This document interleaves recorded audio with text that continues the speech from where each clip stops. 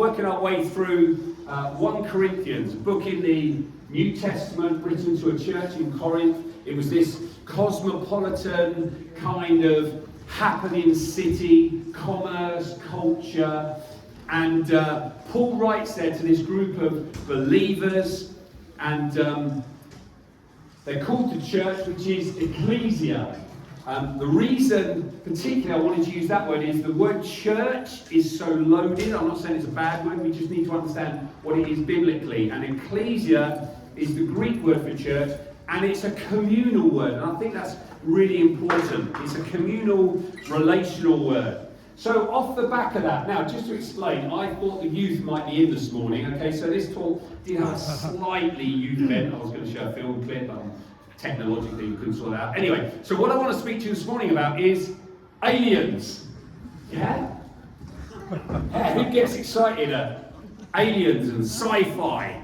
Come on. Come on. This is going to go down like a leopard. Me and Dennis. Is that right? That's it. Oh, people, come on. So I do actually, as you know, I'm a man of refined cultural tastes. Yeah? So I do like a bit of sci-fi, right? Not the intelligent, thoughtful, deep stuff about, humanity and what does it mean to be, not all that. I just like action, superficial. Does anyone know what movie that's from? That picture? Independence Day, yeah? Your closet, sci-fi, like that. It's right. Safe place, Jess, own it. So, a few of the things I like about sci-fi movies is that they deal with the kind of just this cosmic scale mysteries of the universe. Just this huge scale of things.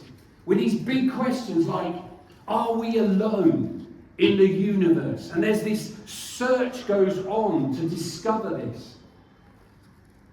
And if there are alien forms of life out there, what are they like? Are they going to be friendly or not friendly?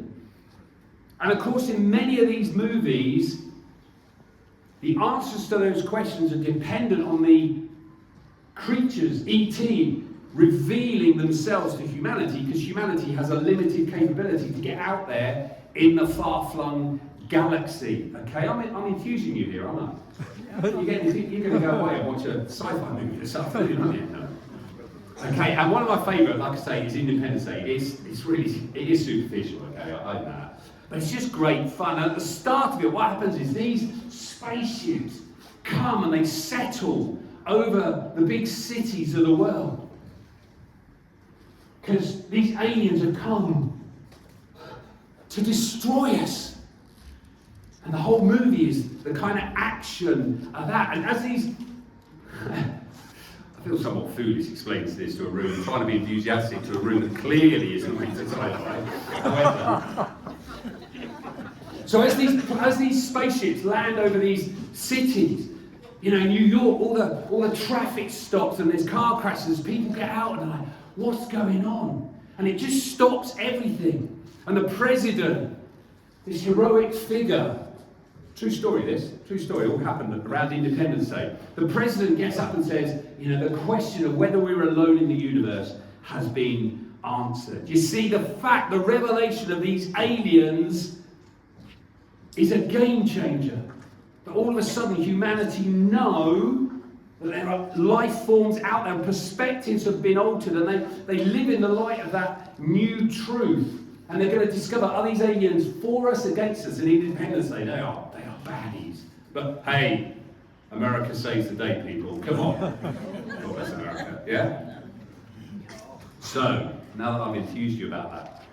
And of course, there are so many parallels. Actually, I think it is an interesting question. And for small groups this week, okay, don't stone me for heresy. Is there any biblical warrant for or against alien life forms? Okay, just an interesting one to. It's all well and good going. No, because they're not. How would you argue that biblically? Okay, that's a little teaser for you. Okay, because of course there are parallels, much bigger questions, like, is there a God?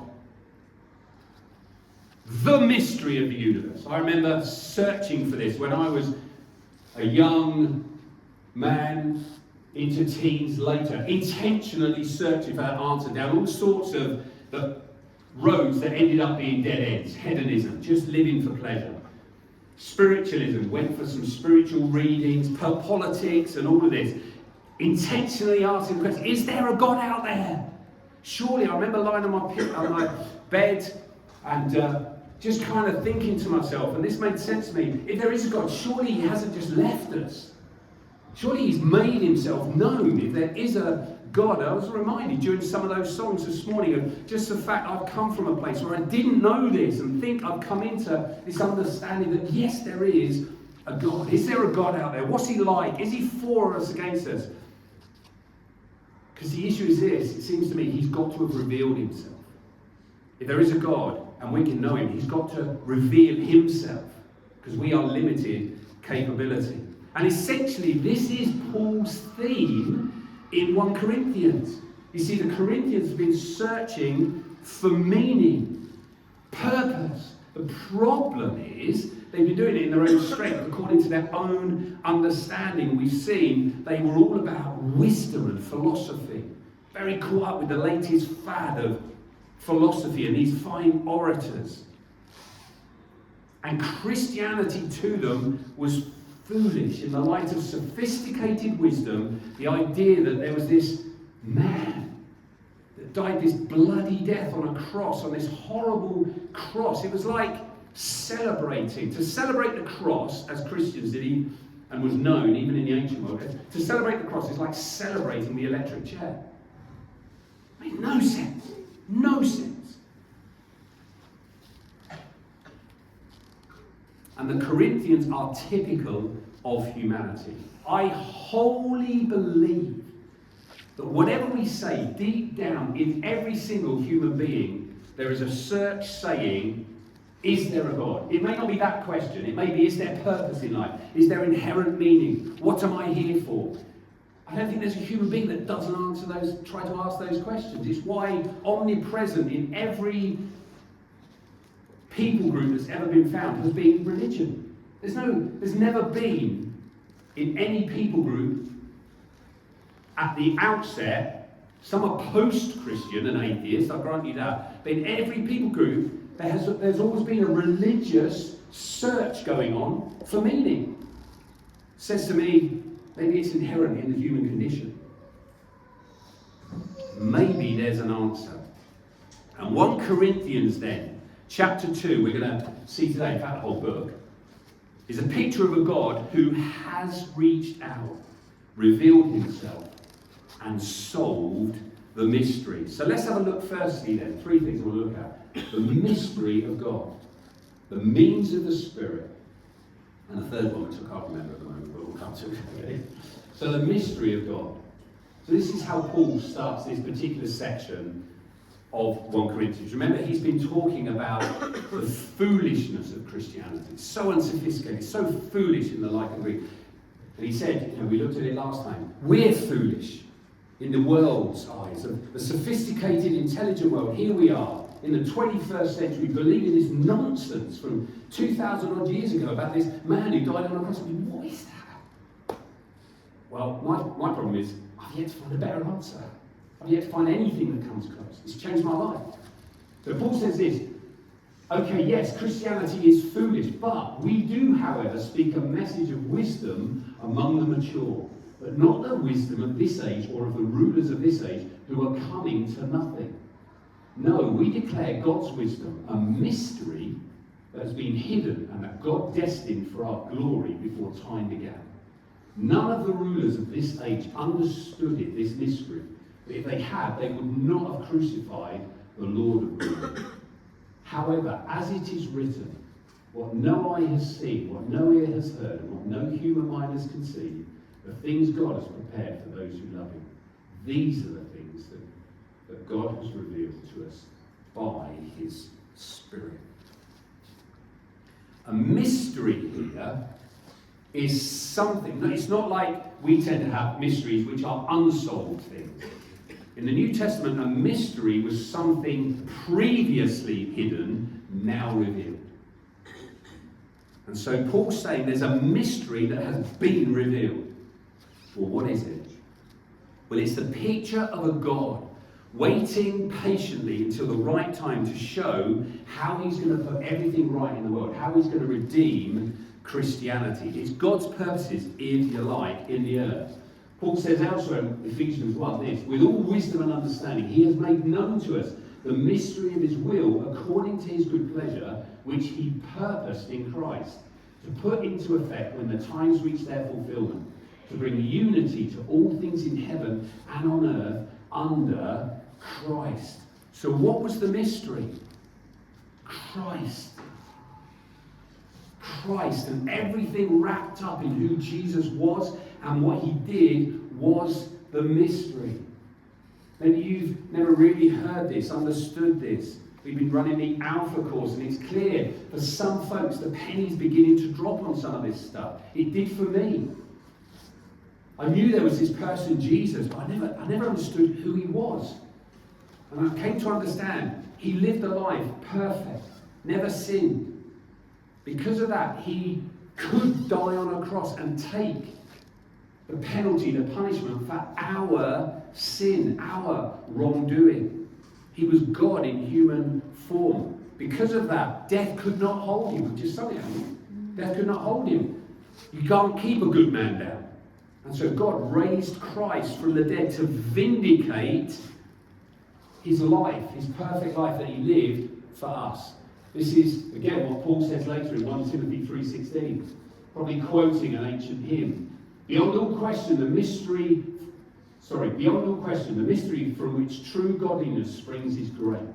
And this would have been probably an ancient hymn they sang in the church. He appeared in the flesh, Jesus, was vindicated by the Spirit when he was raised from the dead, was seen by angels, it's a bit enigmatic, was preached among the nations, was believed on in the world, and was taken up in glory, where he now reigns and will come again, from where he now reigns. And this was a mystery. It was totally unexpected. Paul says, we just read it, that's why the rulers didn't get this. The rulers of this age did not understand this, or they would not have crucified Christ. Raises an interesting question. How would God have redeemed us if Christ hadn't been killed and his life taken for us? And like I say, we've been running the Alpha course. It's a course to unpack the Christian faith. And chatting in the group the other day, one of the group started to say about the fact, I just said, anyone learn anything or any thoughts occurring to us off the back of having previous weeks? And I think the week or two before, we looked at, why did Jesus die? And one of the guys in the group said, and this was exactly the same for me, they said, I never realised the claim, really, that this man Jesus was God in human form, come to reveal God. I hadn't got that. Before I was a Christian, I just hadn't got that. It was one of the things that I went, right, I get it now, who he was. You see, God has revealed himself, because we needed that. We would not, in our searching, have found him. He needed to come and reveal himself. And there's a pattern established here in this revelation of a mystery, and it's this. Have you noticed that God's ways are incomprehensible? We can't fathom them. God's ways, we can't fathom them ultimately until he chooses to reveal his treasure. Let me say that again. Have you noticed how God's ways, we just cannot ultimately understand them unless he chooses to reveal something of what he's doing, the treasure in what he's doing. It's why those life verses resonate for us. For how many of us here is Proverbs 3, 5 and 6 a bit of a life verse? Anyone? Does that ring any bells for anyone? What is it? Trust in the Lord with all your heart. Lean not on your own understanding. In all your ways acknowledge him, and he will make your path straight. Why does that resonate? Because we face ourselves in so many situations, individually, as families, looking at the wider world, where we go, my understanding does not compute here. I can't work this out, Lord. And he says to us, well, trust not in your own understanding. Isaiah 55, his ways are higher than our ways. It's why those life verses resonate for so many of us, because God has to reveal something of what he's doing in those situations. He may reveal something of what he's doing. He may just keep us in the dark. Or he may reveal, like, the purpose, the big purpose. That eureka moment where we can go, having been through a trial, having been through a difficult situation, where you go, I get it. I hope that brings some comfort to some of us here. Some assurance. You're going through stuff right now. In a group this size, there's probably 4 or 5 of us going through really quite significant stuff. And you're going, I just don't know what we're doing. He promises at some point it will be revealed. It may be here, it may be partial, it may be more fully, or it may not be until you're with him in eternity. But at some point he will reveal what that was all about. So firstly, there's a mystery here. It's Christ, and it's a pattern for how God works. Secondly, he does give us a way of understanding and having insight into what he's up to. This is what Paul says later in this passage. These are the things God has revealed to us by his Spirit. The Spirit searches all things, even the deep things of God. For who knows a person's thoughts except their own spirit with them? In the same way, no one knows the thoughts of God except the Spirit of God. What we have received is not the spirit of the world, but the Spirit who is from God, so that we may understand what God has freely given us. This is what we speak, not in words taught us by human wisdom, but in words taught by the Spirit, explaining spiritual realities with Spirit-taught words. So there's a means to understanding what God is doing. What God did in Christ is particularly what Paul's talking about here, but also of understanding in our lives what God is doing. And it's the Spirit. The Holy Spirit in believers interprets for us what God is doing. During the Second World War, in the Pacific, the war in the Pacific, America, Japan had taken over all the islands, and America, over time, one freed these islands, and Japan was eventually defeated. But communication is vital in war. Okay, there's a line for us. Communication is vital in warfare, and so therefore, both sides, all sides in warfare, try and break the codes of different sides of the opposing side. In the Second World War, then, the Americans called up Navajo Indians, Native American Indians. Okay, called up Navajos. Why? Because they would get on the radio, one would have a message, they'd communicate to another Navajo out in the field or something, and by speaking Navajo, there was no chance of it being understood, because it was just such an individual language. And so the Navajos interpreted commands for the American armies. And there's a dynamic at play here then. God's Spirit interprets for us as believers his commands. And let me tell you, others will not understand. How many of us have known situations where God has said something to us, told us to do something, led us down a certain path, and folks have gone, what are you doing that? I don't get it. I don't get that at all.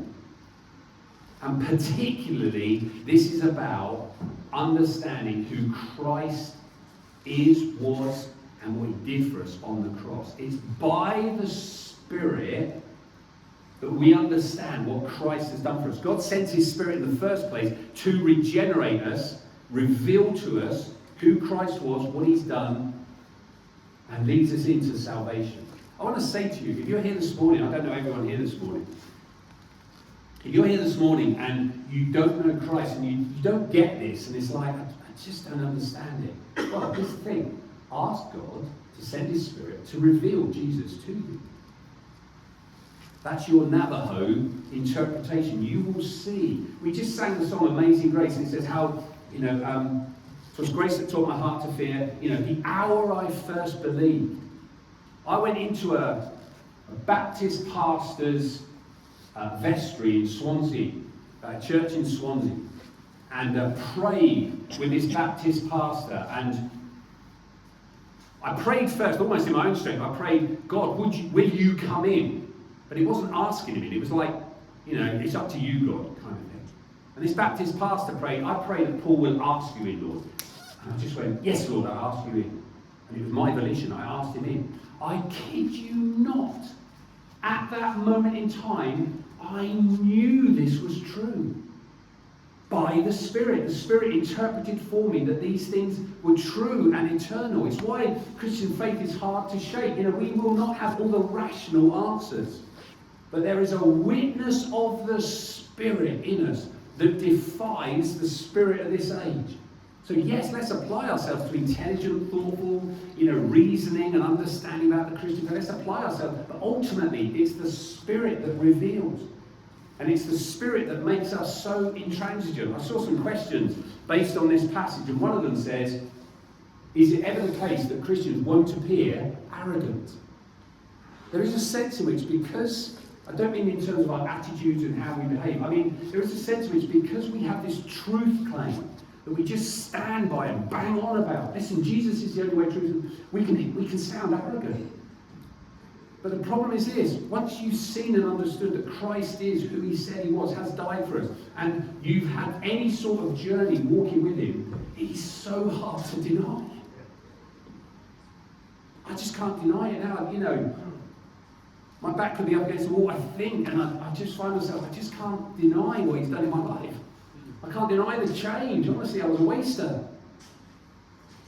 And God's changed me from the inside out. So there's two effects of this means of the Spirit.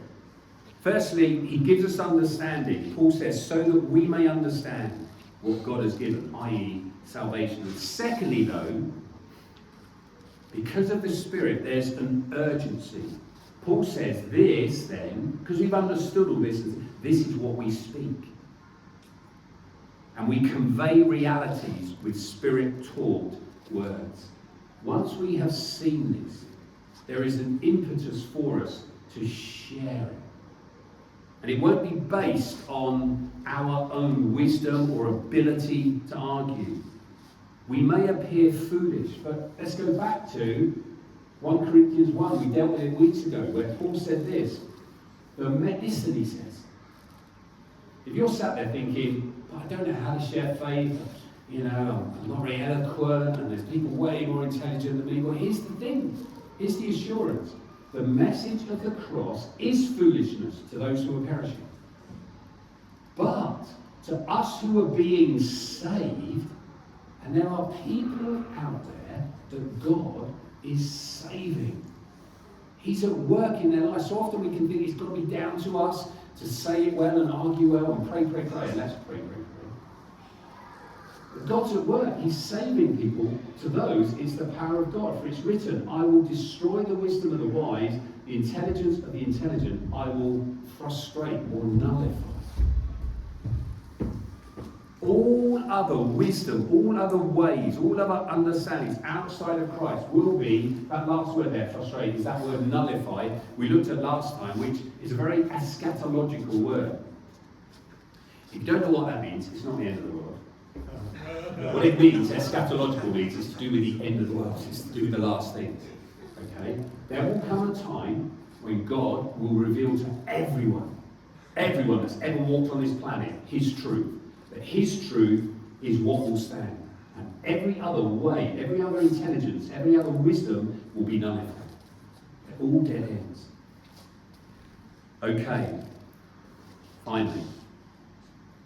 There's an amazing benefit to all of this.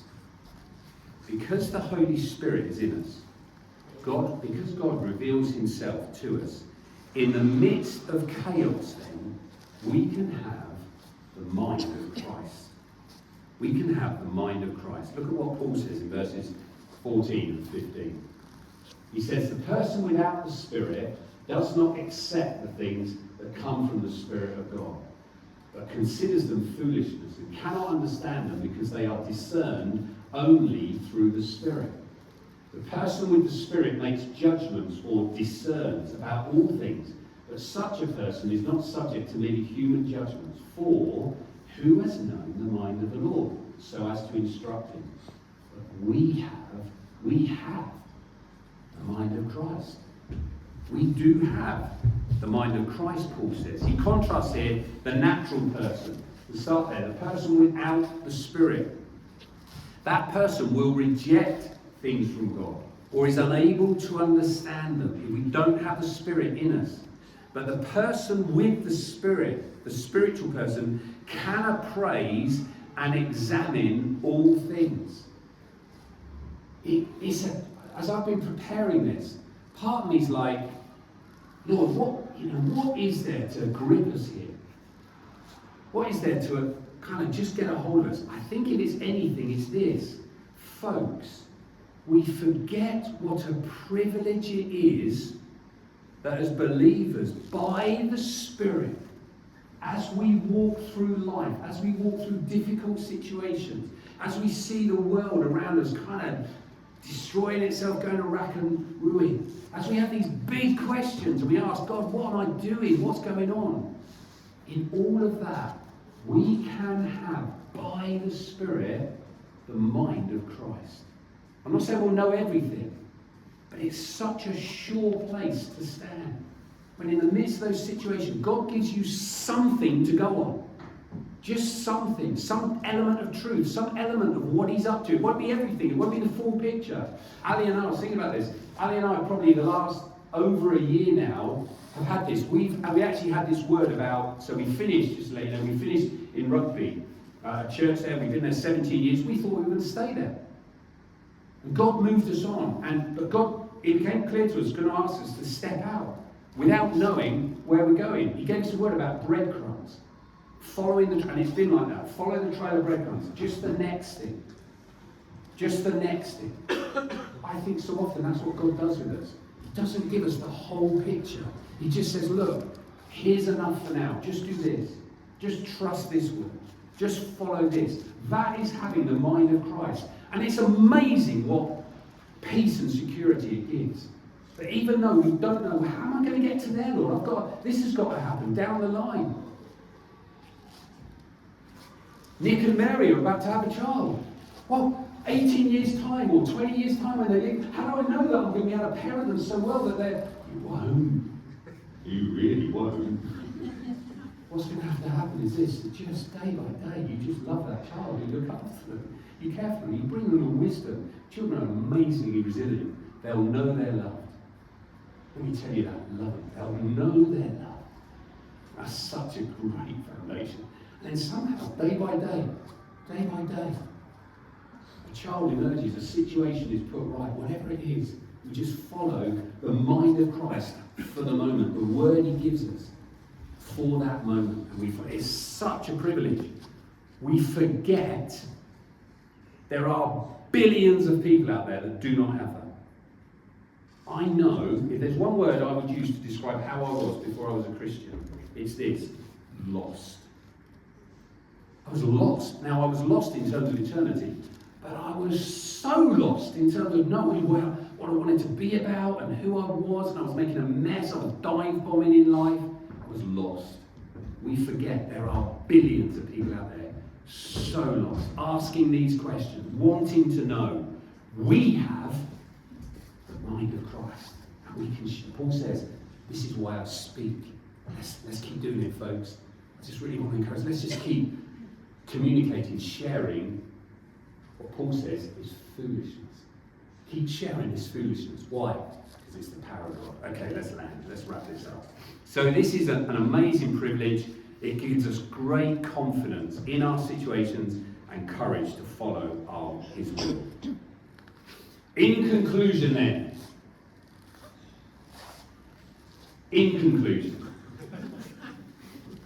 God, this is us by the way. I'll explain that why. None of you look, I didn't think I'm going to preach, this morning. Simeon's going to be there. Who does Simeon remind me of? I didn't think that. Okay, find that picture. But this is us. Why?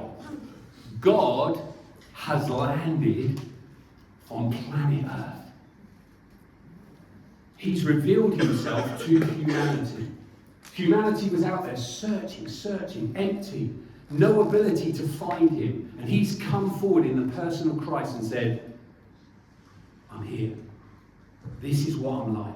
This is what I'm about in the earth. I'm establishing a kingdom not of this world, from elsewhere. Actually, it's going to make this world more real, more fulfilled, more complete than ever when the kingdom comes in its fullness. And Hebrews 11:13 tells us this. All these people that were followers by faith were still living by faith when they died. They did not receive the things promised. They only saw them and welcomed them from a distance, admitting that they were aliens and strangers on earth. Now, just to be clear, just in case anyone is concerned, I'm not saying that word there, aliens, means from another planet. They are both phrases, though, both of them. They're sometimes translated as pilgrims, foreigners, strangers, temporary residents, refugees. That is who we are in this world. Folks, people will not get us. They will think we look really strange by some of our ways and understanding. In fact, the problem is when we blend too closely to them. I think there was a verse back there, I didn't read it, Romans 12, where it says, don't be conformed to this world. People won't get us, we'll feel out of place. But here's the point. God has purposes. I did a quick search, you can't see it, it's a bit dark. I did a quick, it wasn't a search. I created an image in AI. Okay. AI, all over it. Okay, created an image. I put in alien spaceships over Chesterfield. Why did I do that? I just wanted to say, God's landed on planet Earth. And he has pilgrims, strangers, aliens amongst the population of Chesterfield. And he's come to conquer. Not with destruction and violence, but with love and truth and hope. And we are those aliens, those foreigners and strangers come to earth. Let's embrace that. Let's celebrate it. Let's be who we're called to be. And ask the band to come back up. And